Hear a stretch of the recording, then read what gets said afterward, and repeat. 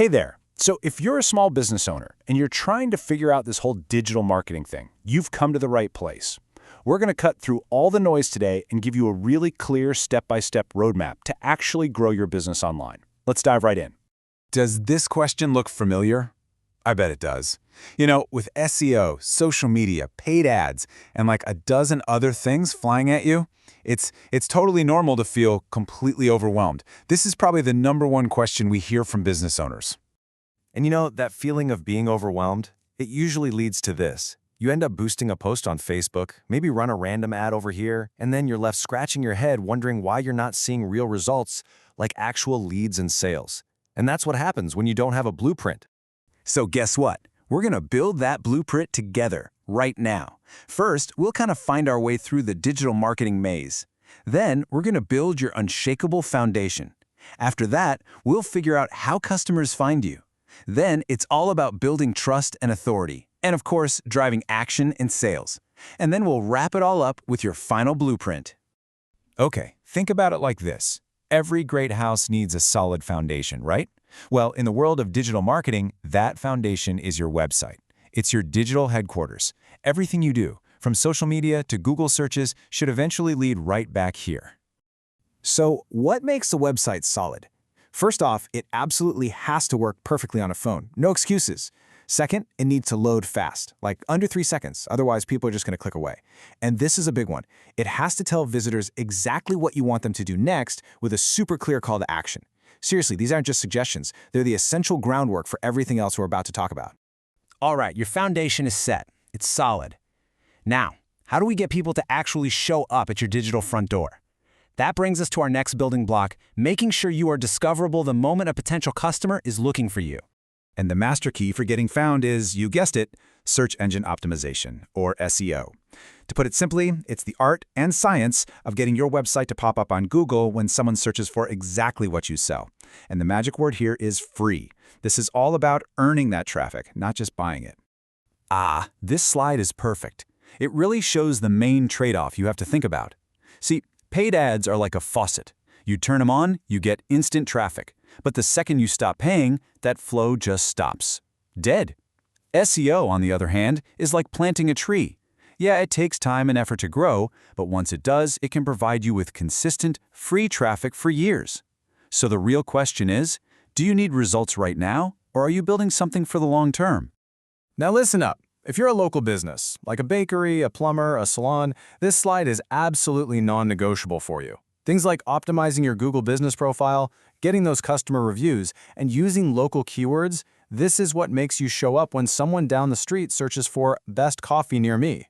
This is how you win your own neighborhood. Okay, so we've got a solid foundation and a clear path for people to find you. Now it's time to furnish your digital home. This part is all about making your business look credible, trustworthy, and welcoming, so we can turn those first-time visitors into actual fans. Social media is obviously a powerful tool for this. But here's the pro tip, all right? Don't try to be everywhere. It's a trap.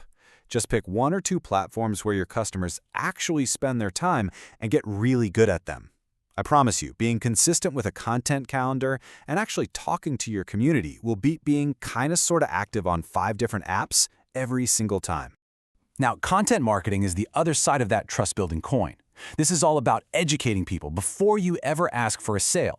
When you create helpful blog posts or useful videos or share case studies, you're not just another business trying to sell something, you become an authority. You're the expert they turn to for answers, which makes them way more likely to buy from you down the road. All right, the house is built, it's furnished, and people know how to find it. Now, it's time to flip the switch and actively start turning all that interest into actual leads and sales. And this is where paid ads make their comeback. With Google Ads, you can catch people who are literally searching for you right now. With Facebook and Instagram ads, you can get in front of very specific groups of people. And with retargeting, where you see ads for a site you just visited, you can gently remind them to come back and finish what they started. This is what we call performance marketing. It's all about immediate, trackable results. So many businesses just sleep on email marketing, and oh my gosh, it is a huge mistake. Your email list is an asset that you own. It's not like your social media followers where some algorithm change can just take away your reach overnight. By building and nurturing that list with things like a welcome series and valuable newsletters, you can guide people directly from being kind of interested to becoming loyal paying customers.